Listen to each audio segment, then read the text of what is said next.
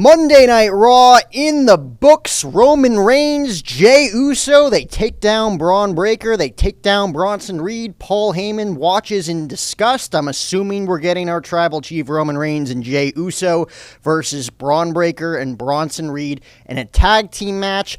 Yeah, I would assume at SummerSlam. I don't think it's going to main event night 1 or night 2. I think those are on lock. I think CM Punk versus Gunther for the World Heavyweight Championship is main eventing night 1.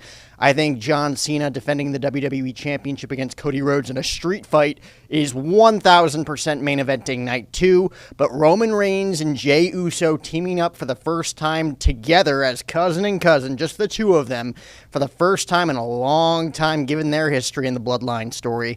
Taking on Seth Rollins' two proteges and Bronson Reed and Braun Breaker. That is a solid co-main event, whether it takes place on Saturday or Sunday. With everything else that's going to be on that card for SummerSlam 2, it's shaping up to be one of the best SummerSlam cards we've ever seen. The first ever two-night event at MetLife Stadium for SummerSlam this year in 2025. It's so big that Fandango and WWE reached an agreement on a deal. Fandango is allowing every movie theater in the country to stream SummerSlam now. You could watch WWE SummerSlam Night 1 and Night 2 on August 2nd and August 3rd in a movie theater. That's where I'm probably going to be watching SummerSlam this year. But tonight on Monday Night Raw, we didn't necessarily get the closure we wanted in this whole Roman Reigns and Paul Heyman segment that was advertised. It was advertised that Roman Reigns was going to confront Paul Heyman, right? That Roman Reigns was finally going to confront Paul Heyman for stabbing him in the back, low-blowing him in the main event of WrestleMania Night 1, turning on him for his bitter enemy, Seth freaking Rollins. Paul Heyman comes out before Roman Reigns comes out with Braun Breaker and Bronson Reed. Paul Heyman says he's got a lot of things he wants to get off of his chest before Roman Reigns comes out. But then you hear the rum-bum-bum-ba. Roman Reigns makes his presence felt in a WWE ring for just the second time since WrestleMania 41 in Las Vegas. Roman Reigns comes out, tells Paul Heyman he's no longer a wise man. He's just a dumbass.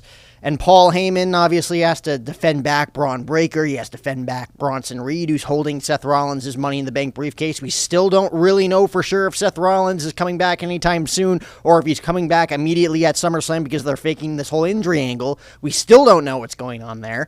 But Paul Heyman, Roman Reigns, they kind of get into it. Paul Heyman says that now that Seth Rollins is hurt, they could fix this. They could go back to what they did best for 4.5 years when Roman Reigns was the undisputed WWE Universal Champion for 1,316 days. He says, you can lead these guys. It's not Jey Uso, it's not Jimmy Uso, it's not Solo Sikoa, but it's Braun Breaker and Bronson Reed. I mean, imagine that faction. The OTC Roman Reigns, Braun Breaker, and Bronson Reed with Paul Heyman. That's a faction that I don't think anybody wants to be a part of right there. And Roman Reigns obviously is like, I can't hear anything coming out of your mouth. Your mic doesn't work. You're a dumbass. This, that. Takes out Braun Breaker, takes out Bronson Reed, 2-on-1 attack from both of them. Jey Uso comes out to make the save. It has not been announced yet. Maybe it's been announced in me making this already because it's coming out the next morning. But Roman Reigns and Jey Uso versus Bronson Reed and Braun Breaker is pretty much set for SummerSlam this year, following tonight's Monday Night Raw main event. Again, I don't think we got closure on this whole Paul Heyman and Roman Reigns saga. I wanted it to be a little bit more. I wanted it to be between Roman and Paul Heyman. Just those two in the ring talking about their history. Roman brought up the fact that he was just a friend, a business partner, a business associate of his family in the Samoan dynasty for decades before Roman Reigns brought him into the family, gave him responsibility as the wise man. He was his special counsel for 4.5 to 5 years from 2020 to 2025. I wanted more of the bitterness and the core reason as to why Paul Heyman betrayed Roman Reigns for Seth Rollins. Roman Reigns didn't even bring up the fact that he betrayed him for Seth Rollins. He brought up the fact that he betrayed him for CM Punk. He said, you walked CM Punk to the ring at WrestleMania and not me. You walked a guy that you supposedly call your best friend that you hadn't spoken to in a decade. You stabbed me in the back for CM Punk. So maybe that trails off into a potential Roman Reigns versus CM Punk one-on-one feud in the future. I think the long play here is obviously Roman Reigns versus Seth Rollins. Maybe we get another entanglement between the three of them, Rollins, Punk, and Reigns once again after that what I consider the best triple threat match I've ever seen live in the main event of WrestleMania Night 1 in Las Vegas at Allegiant Stadium. Roman Reigns versus Seth Rollins versus CM Punk. I think Roman Reigns and Jey Uso pick up the victory against the Brawns at SummerSlam, and then you move from there. The big question is, in that feud, and it's going to, coincide not just with Roman and Jey versus the Brawns, it's going to coincide with Gunther defending the World Heavyweight Championship against CM Punk in the main event of Night 1, presumably at SummerSlam. It's going to be the fact that Seth Rollins may have torn his ACL, may have torn his meniscus, may have torn his MCL, or maybe he's just faking the whole damn thing. He did the backflip, the springboard backflip off the ropes against LA Knight, went down, made it seem like this is real, we have to end this match. LA Knight picks up the win, and when that happens, 100% of the time you're thinking, this is real. This sucks. Seth Rollins is the biggest heel on WWE television right now, and now he's going to be out for 9 to 12 months because once again his knee gave out, and he's got history with that knee. It's a fragile knee, ladies and gentlemen. He tore his meniscus going into WrestleMania 40. He tore everything, his ACL, MCL, meniscus, back in 2015 when he was the WWE champion as a member of The Authority with Triple H and Stephanie McMahon. He's had a ton of knee problems, so it makes sense that they would, target the knee once again. If it's real, completely understandable. He'll be out for a long time. He was the host of the Rich Eisen show last week, and he kind of made it seem as if it wasn't that big of a deal. I've been hurt before. Wasn't the first time. Won't be the last time. I'll be back. I'll hopefully be back before WrestleMania. You believe that, and then he, of course, is going into, his top 10 ranking of his favorite finishing maneuver. He's talking about Roman Reigns. He's talking about CM Punk. He's always said that CM Punk will never win a world championship over his dead body while he and CM Punk are both in the WWE. Now that he's hurt, CM Punk can do that. He's facing Gunther. I don't think CM Punk is going to beat Gunther at SummerSlam personally, but I think it's going to be one hell of a match, whether Gunther beats him clean like Gunther always does. He beats everybody's heroes and then just walks out. That's what Gunther does. He's the old school professional wrestler who just comes in and destroys everybody's hopes and dreams. He's what Brock Lesnar was a decade ago. Just not as charismatic and obviously not as, fearful and fearing as Brock Lesnar, though he's getting up there. Gunther is definitely fearful and definitely fearing a fearing opponent for people of the likes of, the Jey Usos and the Sami Zayns and the Cody Rhodeses of the world and the CM Punks of the world. Even if he picks up a big win on CM Punk, it puts him on a whole nother level if he defeats CM Punk in the main event of SummerSlam for the World Heavyweight Championship.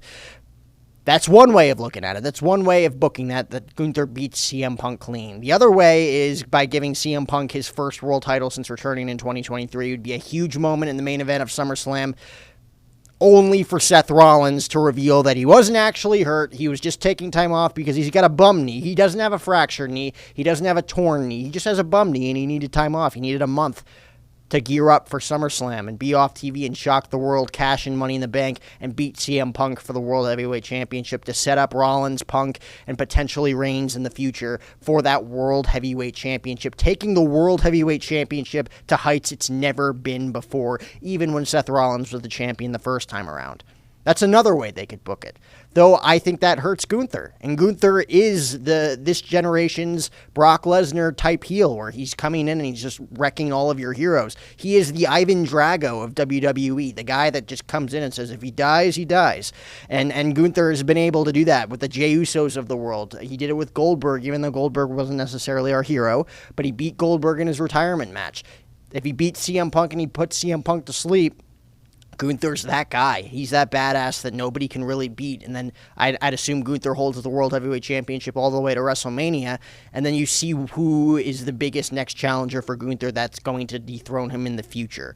I don't see, other than Seth Rollins cashing in Money in the Bank and pinning CM Punk, I don't see that title coming off of Gunther anytime soon, unless you want to have Roman Reigns versus Gunther for the World Heavyweight Championship at WrestleMania, if Seth Rollins' plans go elsewhere with the CM Punks of the world, or even with Braun Breaker, who we really don't know how long he's going to be aligned with Paul Heyman and Bronson Reed. We just don't know, given the severity of Seth Rollins' real or fake injury. We really don't know. But that's something you got to look out for. Is Seth Rollins really hurt? Or is he coming back to shock the world and deliver the second heist of the century in 10 years? So that's the one main event that you're looking at with Reigns, Jey Uso, Seth Rollins' faction, CM Punk and Gunther, and how Seth Rollins fits into that with the Money in the Bank contract heading into SummerSlam and the World Heavyweight Championship scene. Because the Money in the Bank contract I thought was going to go after the undisputed WWE champion and John Cena. But now that CM Punk's in the world title match at SummerSlam and that there's rumors that Seth Rollins could be faking this whole damn thing, I see him cashing in for the World Heavyweight Championship right now to elevate that title. But who knows? I think it's going to be elevated from Gunther as is. The other main event of SummerSlam that we got to talk about, because there are a lot of implications and a lot of rumors and a lot of hints and a lot of little breadcrumbs and a little, what do they call them, some eggs being dropped and hinted that maybe Cody Rhodes doesn't want to be a good guy anymore. Maybe he wants to sell his soul to The Rock and the head of the board of TKO. Cody Rhodes versus John Cena is going to take place in the main event of SummerSlam Night 2 for the undisputed WWE World Heavyweight Championship in a good old-fashioned New Jersey street fight, because Cody Rhodes made John Cena sign the contract on SmackDown the other night after John Cena said, "I'm not going to make it to SummerSlam. I'm emotionally gassed. I'm emotionally torn. I have to go film a movie. I don't have time for this. This is all I can give you. Thanks for coming out, guys." John Cena obviously playing the role of the heel, not wanting to face Cody Rhodes in the main event of SummerSlam. Cody Rhodes beats the crap out of him, puts him through a table, signs the contract himself using John Cena's hand, and then said, "Cena, you didn't read the fine print. It's not just a title match for the WWE Championship at SummerSlam. It's a street fight. Street fight between Cena and Cody Rhodes, meaning anybody can interfere." So how does that, where does that leave us? Does that leave us in the role of maybe Randy Orton coming in and turning heel and turning on Cody Rhodes? Because Orton versus Rhodes and that story, I've been saying it for years, sells itself. That story sells itself. A vicious heel Orton versus a babyface Cody Rhodes, I think, is the way you tell that story if you want to go that route. Or do you go the route of, Travis Scott and Fiend playing over the loudspeakers at MetLife Stadium, and then that issues the return of a guy that some fans never want to see again. Some fans are clamoring for to get the full rundown and the full closure of this 7-month story of John Cena selling his soul. Are we going to see the return of the final boss, The Rock, at SummerSlam? I think there were massive hints. So let's talk about those massive hints on SmackDown. Cody Rhodes was shown coming into the arena with glasses. I don't know if they were prescriptions like these ones right here. I don't know if they were just for fashion, but they looked damn similar to Dwayne The Rock Johnson's glasses that he came out to on Raw on Netflix on January 6th when him and Cody Rhodes shared a special moment backstage and in the ring. They were the same glasses that The Rock had. Cody Rhodes was wearing the watch that he had gifted to Roman Reigns, Seth Rollins, and The Rock at WrestleMania 40 for their tag team match. The silver and black Rolex with the 40 in it. That was not lost on a lot of people. He was wearing that Rolex. He wasn't wearing Dusty's Rolex. He wasn't just wearing some random Rolex from his, closet. He was wearing the Rolex that he had gifted to The Rock at WrestleMania 40 behind the scenes. And Cody Rhodes just, with him getting impatient with John Cena saying, "I'm mentally stressed out. I'm mentally drained. I can't compete at SummerSlam." He beat the crap out of him. He said it's going to be a street fight. We're probably going to see a Cody Rhodes we haven't seen very often, or if we haven't seen it before. Cody Rhodes was willing to go to the injured back on Randy Orton at Night of Champions in Saudi Arabia and Riyadh to win King of the Ring. Cody Rhodes has now gone to great lengths to make John Cena sign the contract forcefully and make it a street fight for the WWE Championship at SummerSlam. Is this the moment where Cody Rhodes sells his soul to Dwayne Johnson and we see the biggest double turn we've ever seen in WWE history, with Cody Rhodes turning heel, the biggest white meat baby face that the WWE has had since Hulk Hogan? Is Cody Rhodes going to turn heel and join forces with The Rock, only for John Cena, in hindsight, to return to being a babyface now that he's been double-crossed by Dwayne Johnson? And then you could have John Cena versus Cody Rhodes one more time for the title. You could tell stories with John Cena, maybe in Dominic Mysterio, John Cena and Drew McIntyre. Maybe you do John Cena versus The Rock thrice in a lifetime, not once in a lifetime, not twice in a lifetime, but thrice, 3 times in a lifetime, and do John Cena versus The Rock in his final match in Boston, Massachusetts. That's maybe stretching it a little bit. A lot of people want to see John Cena take on Gunther in his final match. Maybe people want to see John Cena take on Braun Breaker in his final match. John Cena's got a lot of dream matches. I still want to see John Cena versus AJ Styles one last time. I still want to see John Cena versus Roman Reigns one last time. But time will tell as to what we will see. I think a double turn with John Cena turning babyface and Cody Rhodes turning heel and selling his soul to The Rock could be the end result in the main event of Night 2 of SummerSlam at MetLife Stadium in East Rutherford, New Jersey.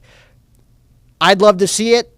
Does it have to happen? No, it does not. John Cena could easily retain the title in a street fight with interference from, say, a Randy Orton turning on Cody Rhodes, and then John Cena holds the title up until his last night. That is still in the realm of possibility, considering this whole storyline of John Cena being a heel has been the pursuit of ruining wrestling for the fans by taking the WWE Championship home with him.